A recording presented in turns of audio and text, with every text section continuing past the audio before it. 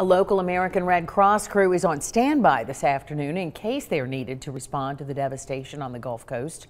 The executive director spoke to Channel 3's Casey Freeman about how crews prepare to help during a natural disaster. Casey, tell us what's next for the crew. Cindy, the crew was notified to pack a bag and be ready to deploy. Once they deploy, they'll have this truck on the road in 2 hours. But there's a lot more that goes into preparing for that call. As Tropical Depression Gordon moves northwest and slows down, volunteers at the local chapter of the American Red Cross are on standby. Volunteers attend a series of training sessions so they are prepared.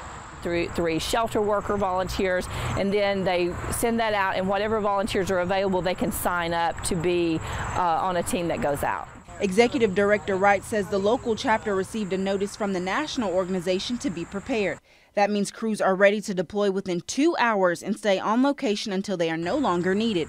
That could be days or weeks. There's specific positions they'll be recruiting for, and then we look through our database of what volunteers have the appropriate training, the skill set, and actually are assigned to certain positions. Wright says crews rarely leave before a storm makes landfall. She says volunteers are dispatched based on how close they are to the disaster. So they try to work from their local community, and then they move it into the regional level, and then it goes to the divisional, anyone in that division, before it goes nationwide. Wright says the Red Cross keeps geography in mind, setting up headquarters on the brink of devastation so supplies and additional support teams can reach it.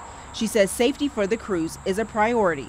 It's typically not in the middle of where the devastation is expected to happen, so we're kind of keeping them in a safe area. According to last year's fiscal impact calculator, this local chapter experienced 261 calls for natural devastation.